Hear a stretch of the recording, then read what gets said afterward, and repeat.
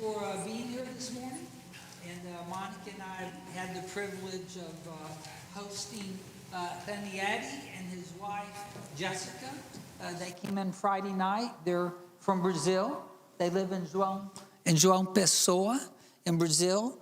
And he started a program that is similar to the AIM program in Lubbock, Texas, that Angela and Christian went through that we're well aware of, but this is a independent Brazil program. He's going to tell us about his work.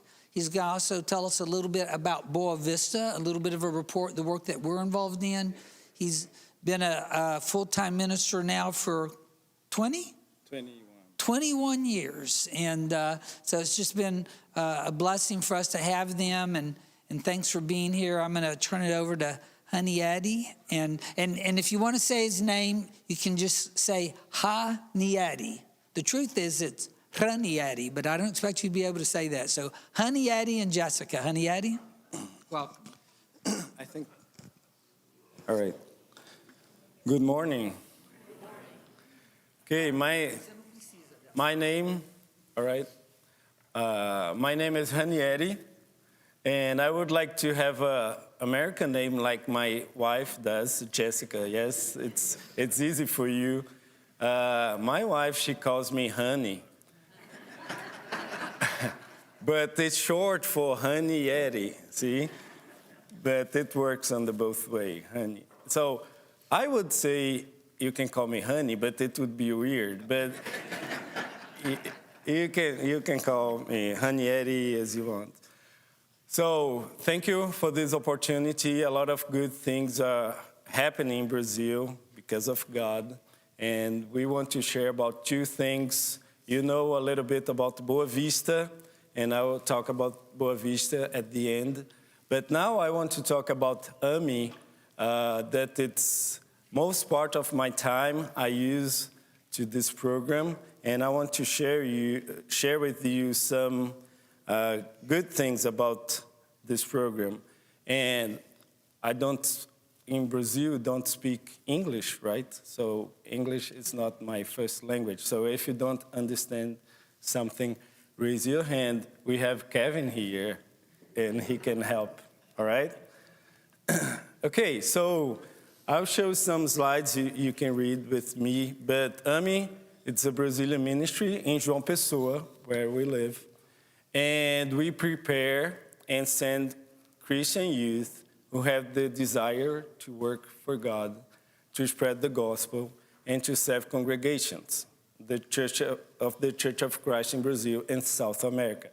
So in 2010, we host an AIM team in Brazil. And my wife and I, we were the coordinators of this first AIM team. We host 6 young Christians, and they helped us for 1.5 years. And when they left Brazil, we were talking that our young Christians should have the same opportunity to learn and to be ready to help congregations. So we started thinking about developing something like AIM in Brazil. You know, some Brazilians came to AIM in Lubbock, Texas, but it's very expensive. The visa process is very complicated. So we knew a lot of young Christians that want to go to AIM, but they couldn't for several reasons. So we started developing a program like that to Brazilians. And of course, you see Brazil and South America, because to get a visa in South America countries, it's very easy. There's an agreement between the countries, so they can have the visa easily. So AMI, we host Brazilians, of course, and people from the whole South America. And what we do? Connection and mediation with congregations from Brazil in several countries in South America. So when a congregation needs help, they get in touch with us, and we prepare teams, and I'm going to talk more about this, and we send to help the congregation for about 1 year. So we prepare young missionary apprentices with classes and campaign for 9 months. So our training starts in March, So March 16th, we are starting a 12th class. We started AMI in 2013. So in March, we start our new class, and we're going to train them until December. And during this 9 months, they have a lot of opportunities to practice what they are learning in the classroom. We do campaigns, they help in the congregations in João Pessoa also. So after the 9 months, we send well-trained and motivated Christians to help congregations, as I said, for 1 year, 12 to 14 months, with the needs and to help with their mission of spreading the gospel. And also, this is one thing about Brazil. With AMI, we are motivating the congregations in Brazil and helping with the missionary view. On the 80s in Brazil, we host a lot of missionary American teams coming from United States. Great Cities Mission sent a lot of teams to Brazil. But after 20 years, this started to change. And now is the time that we have big congregations in Brazil now, old congregations, like thinking about 30, 40 years.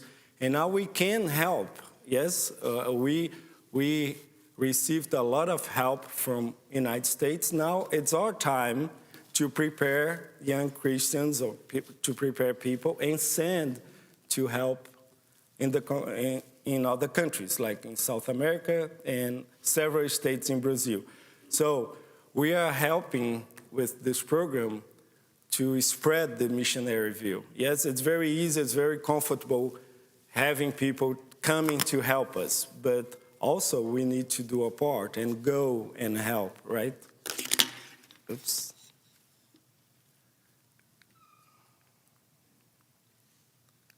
Okay, and also if you have any question, if you want to know more, just raise your hand and you ask me.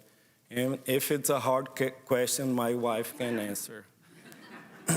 So we sent to Brazil and South America because it's more affordable.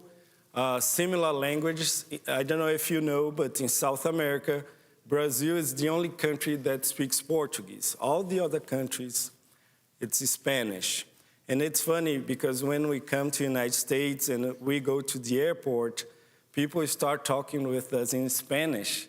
And Jessica and I, we don't speak Spanish. So sometimes the police officer, he asks questions and he does in Spanish.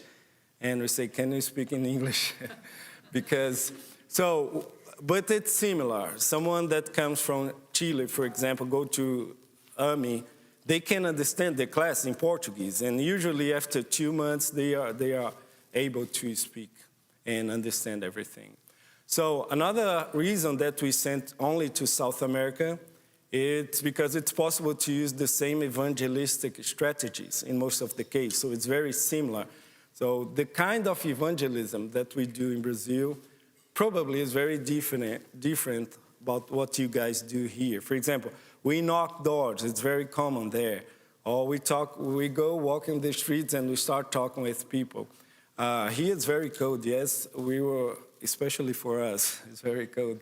So we don't see people walking on the street, so it would be hard using this strategy about going and walk with people on the street, right? So but in South America, it's very similar, the way that we do. And also, as I said, the easy visa process. To get the visa, it's very simple. Usually in 2 weeks, students from other countries can get the visa and spend 2 years in Brazil. And how the training works, we have 2 phases, all right? So the first part is in João Pessoa, March to November. We have more than 900 hours of class in classroom. We have about 5 mission trips.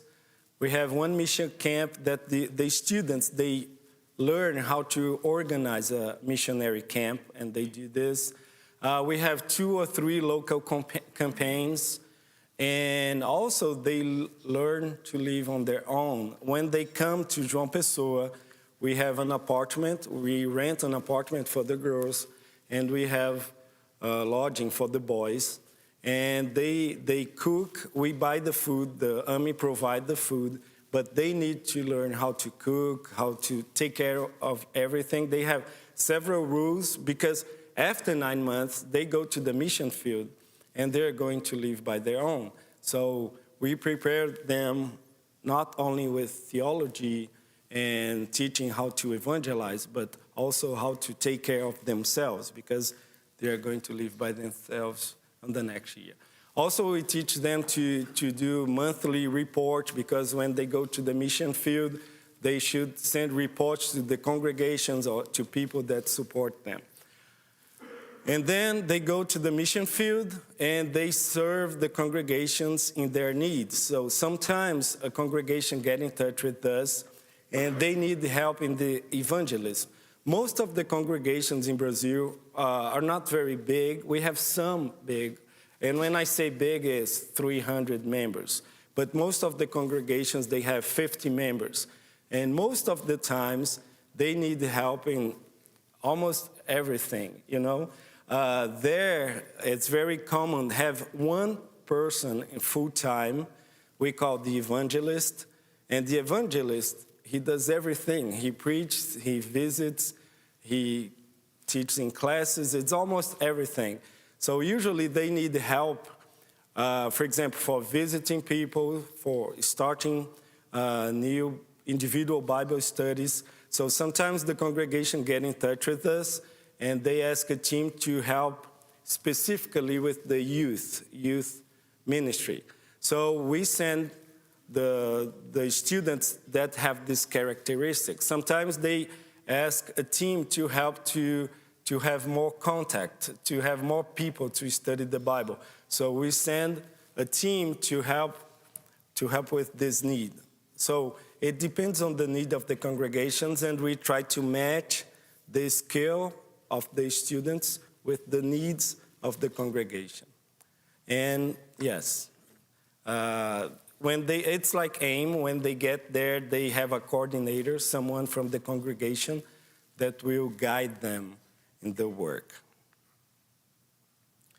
This is our student profile. It's singles from 18 to 30 years old. They are graduated in high school, and also they need to be recommended by the local leadership congregation. So we just accept the young Christians that the leadership recommend, all right? And about their support, AMI provides, as I said, accommodations, food, this stuff, and they need to raise support only for their personal needs in this 9 months. But when they go to the mission field, they need to raise the whole support that they are going to need in the mission field. Because when they go to the mission field, we start a new AMI class.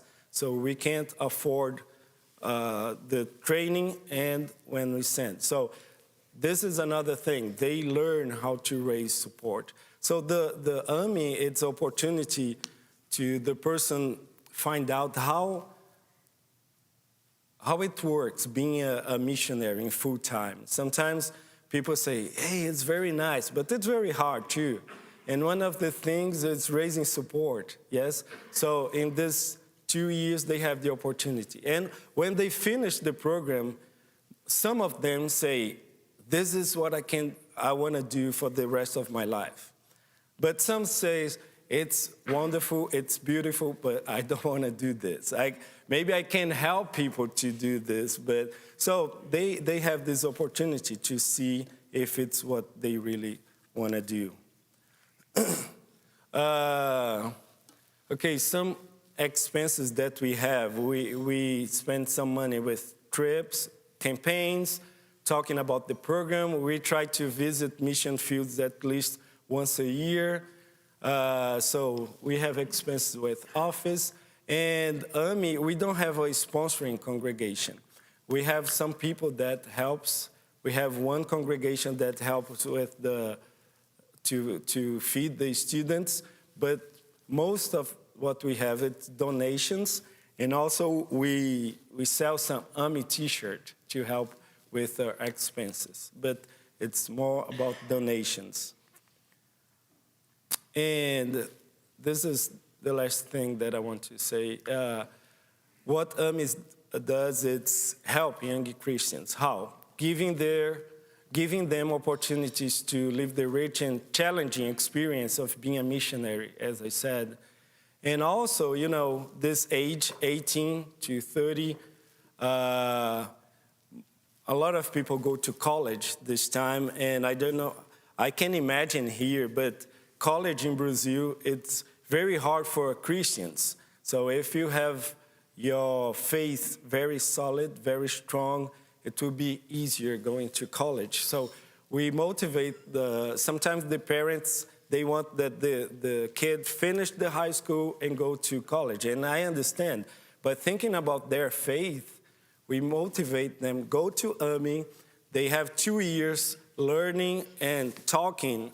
They are prepared to influence people. So after that, go to college, it will be good for your faith. It's what we believe. So we help strengthening the faith of future leaders, yes? I remember when I became a Christian, I was 11 years old.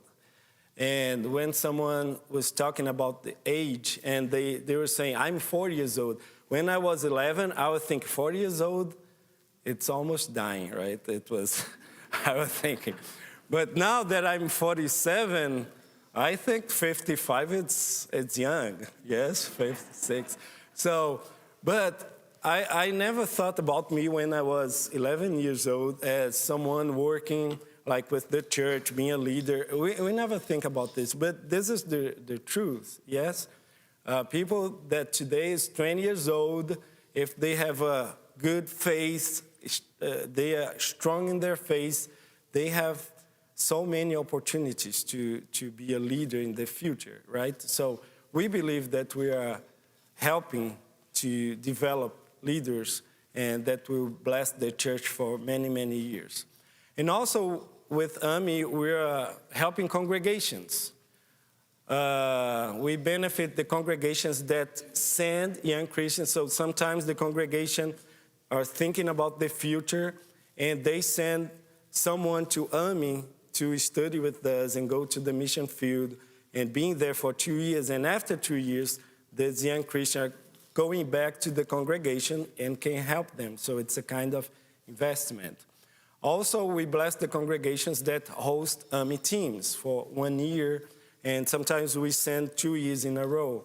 And also, we benefit congregations that will host AMI missionary campaigns. We do, as I said, about 5 campaigns during the training.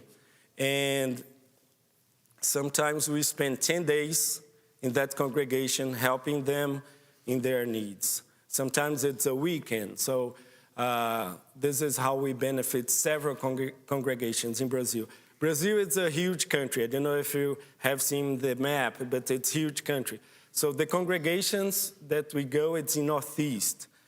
Just to have an idea, João Pessoa to, for example, Fortaleza, it's capital of Ceará. It's in Northeast, but it's about 15 to 16 hours driving. So we rent a van and we put 15, 20 people in the van and we do campaign there for 10 days. Just to you have an idea about our timeline. As I said, in 2011, we host an AIM team, developing the program, and then we started. Our classes, we have 6 to 12 students every year. We don't have like how to have more than 12 students a year. So our limit is 12. So we started in 2013 with 6 students, and you can see every year we try to send for 2 or 3 places. If we had more students, we could send for more places. Usually, we have 7 or 8 congregations asking for AMI team. And we need to choose, and we send for 2, 3 places every year. So we send to Colombia, Paraguay, besides Brazil, Bolivia. And you can take a look. And in January this year, we send one team to Ecuador, to a city called Tabacundo, and 2 places in Brazil, Rio de Janeiro, Rio, and a small town in São Paulo.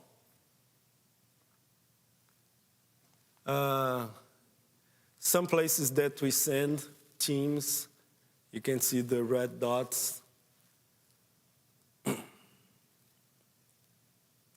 And some numbers about AMI. We're training our 12th class.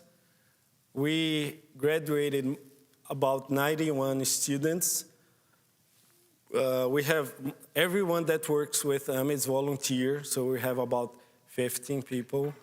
We did more than 35 campaigns, and 5 cities in 3 countries are candidates to host an AMI team in 2025. So we already have some congregations asking a team that we're going to start in March. I'm going to show you some pictures. We do, as I said, some campaigns, and this was visiting a nursery home. This is like a youth camp that the students organize. This is visiting people on the streets. There's an orphanage in Recife that is managed by the church. So every year we spend a week with the kids there. The picture is not very good, but this is in Ceará. There's a big tree, and this was the church service. They don't have a church building, so they have this meeting under this tree. So we went and we did an evangelistic campaign there, and this was the church service on Sunday. This is the classroom for the kids. And can you see, how do you say, hammocks? Yes, this is the living room of a house.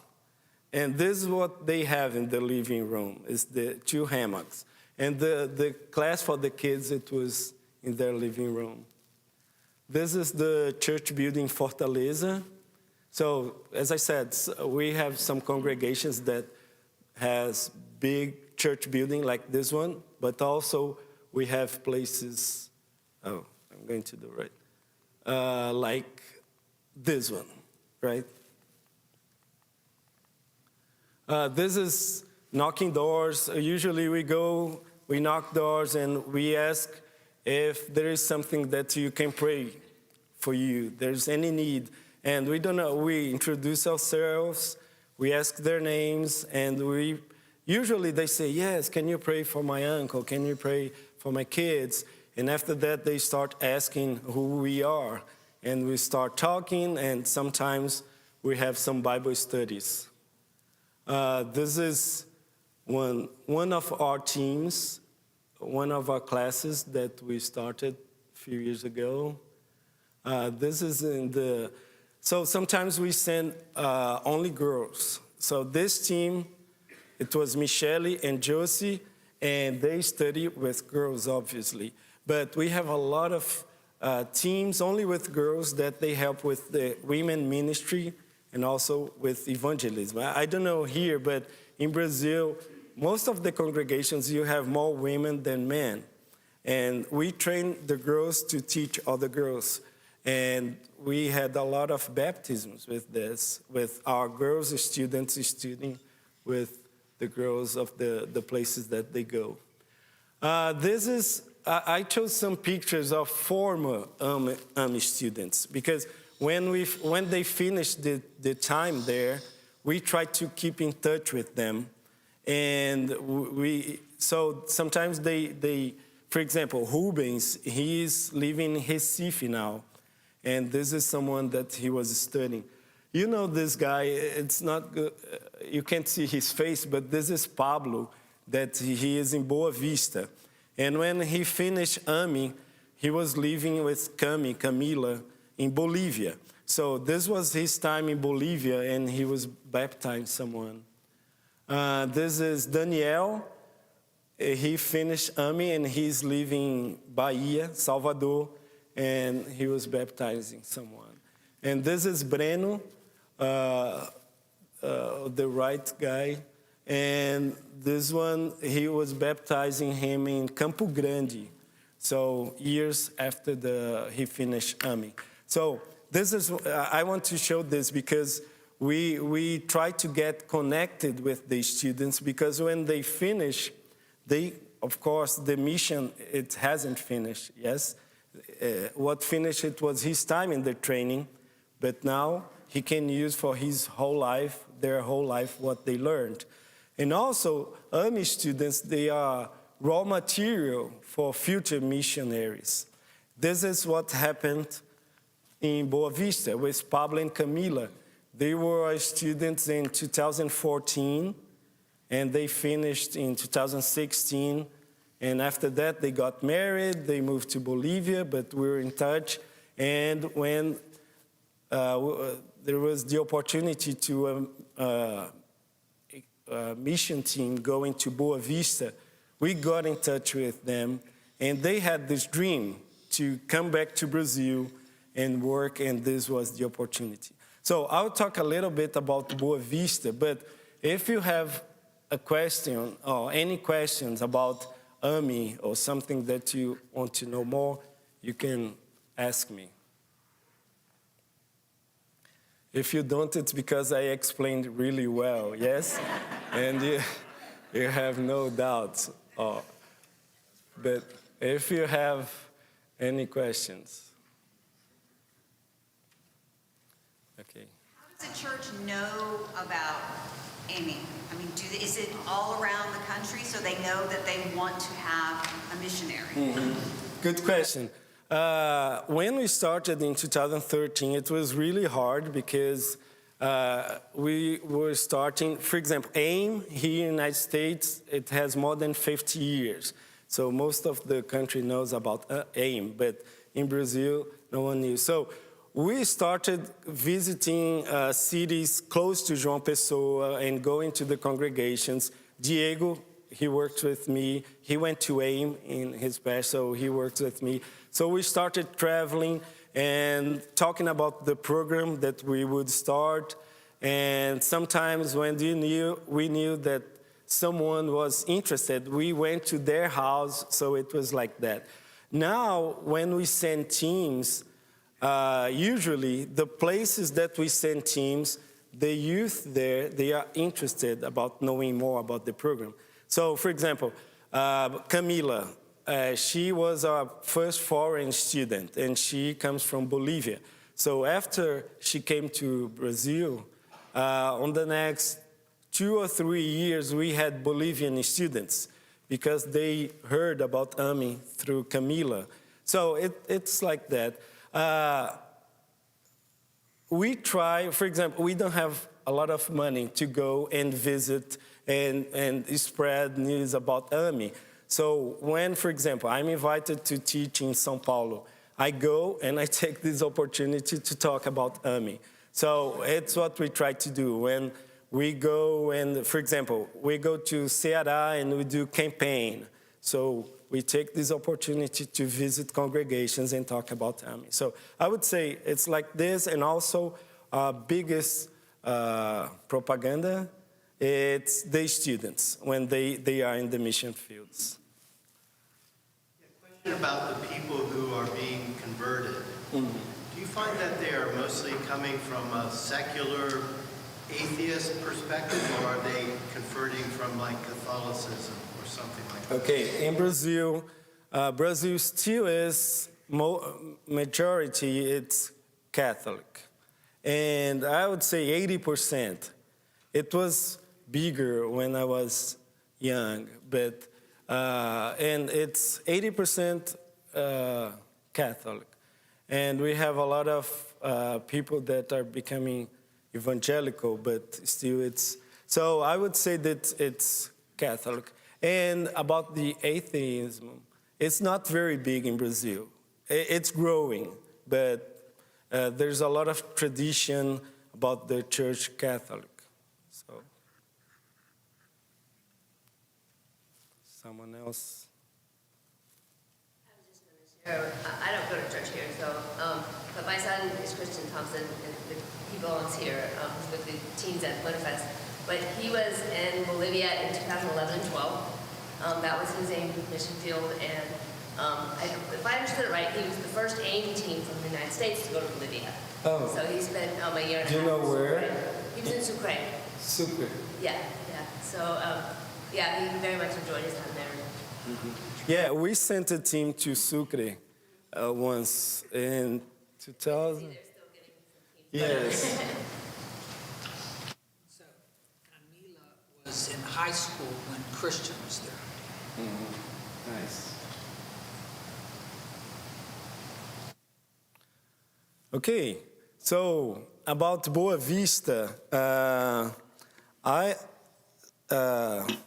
my work with AMI, because of AMI, I know some people that is involved with missions in Brazil. And for example, I knew Brian Gibbs and Scott Reynolds. Did they come here before? So, you know, Brian Gibbs and we met each other, and because of AMI, he was asking for help to people to recruit to future missions on the north of Brazil. So in 2021, we traveled to, on the north of Brazil, there are 4 capitals that we don't have their church yet. So we traveled together, we visit all these cities, and Boa Vista called our attention for several reasons. So we started planning about sending a team to start the church there and staying for at least 7 years. So I knew some former AMI students as Pablo and Camila, and we started talking with them. And now they are part of the team. And I took some notes about Boa Vista. Boa Vista, it's a very hard place to live, all right? I'm from Brazil, Northeast, and it's hot, but there it's super hot. My city, it's humid. There is super humid. I live in a distant place. There is super distant. And it's more expensive flying from João Pessoa to Boa Vista than flying to the United States. So I went there in January to visit them and help them with some issues. And it was very, very expensive going there. So everything is hard there. Also, they have the border with Venezuela, and you know the problems that country has. So they have about 1,000 people getting in Brazil through Boa Vista every day. So this brings a lot of problems, you can imagine. So it's hard to live there. And I'm not surprised that on the north, we still have capitals that don't have the church, because it's hard to have people to go there and live there, right? So we have these 2 families living there. I'm going to show some pictures of, I read this verse later, but this was my visit in January. And on the right side, you can see Pablo, Camila in a small group. Okay, this couple, you see Camila, Pablo, and we have this family here.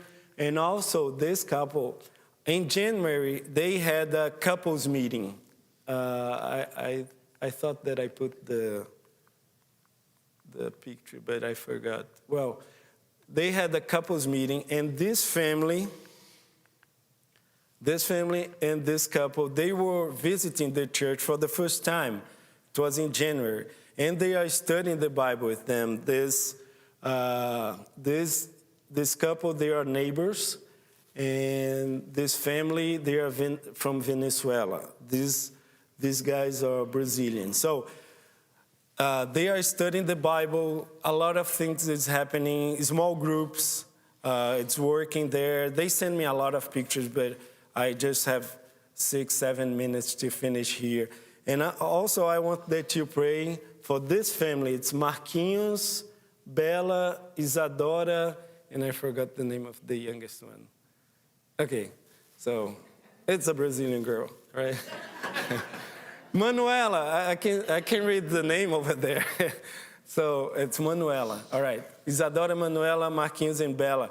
And they are in the process to move to Boa Vista to work with the church there. So please pray for them. So these guys, they are very brave, you know. As I said, it's a very hard place. And the only reason that they're going is because of their faith. They are not making a lot of money there. There's no any advantage moving there. They're going to be distant of their families, you know. And it's really hard. And because it's hard, it's expensive, it's distant, it's hot, they need help. They need help. And I know that this congregation, I'm going to talk more about this, but I know that this congregation is involved with this ministry, with this mission. So you guys are part of this mission, yes? You are not going there, but you are helping people to go there. And it's a team, it's the church, it's a body, different functions, right? So you are helping them, and I'm very glad to be here, knowing you guys. And it's the first time that we see each other, but we are connected in the same work. We are involved, and they are. And as I said, please pray for this family. Have their names in your prayer list, because they need a lot of help. It's hard. The idea is staying at least 7 years, and they are starting. They are starting the second year, and it's very, very challenging. Okay? So thank you so much for being involved in this ministry.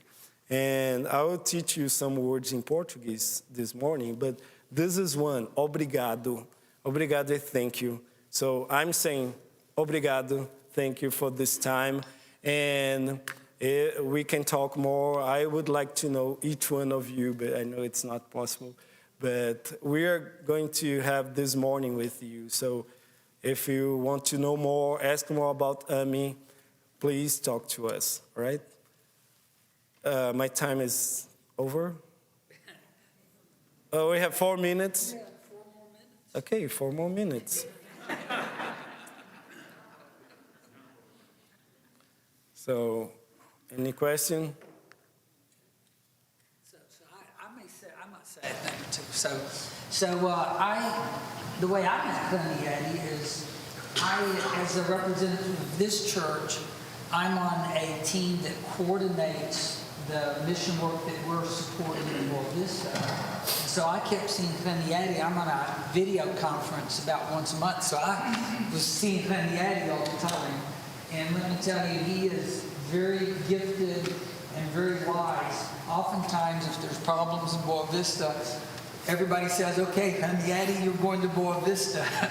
And he's the troubleshooter, and he has great relationships with them and a lot of experience training and recruiting these people. And so then when I went down in April of last year, I got to go teach at a men's conference called Inaki, and I got to do one of the keynotes, and then the Eddie was doing one of the keynotes. So the first time I got to see him face to face, not just by video conference.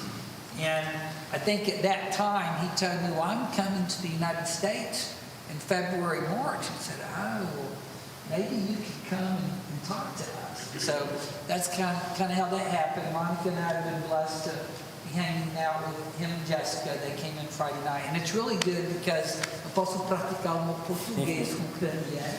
Yeah. And he has so, a very good Portuguese. So I get to practice my Portuguese. The bad thing is they're teaching my wife Portuguese, so I'm not going to have a secret language. But anyhow, we're glad you're here. We've enjoyed him and Jessica a lot. And so if y'all get a chance, come give him a hug. And of course, he's going to be preaching to us this morning. And his title is We Have the Same Mission. So, all right. God bless you. Thank you.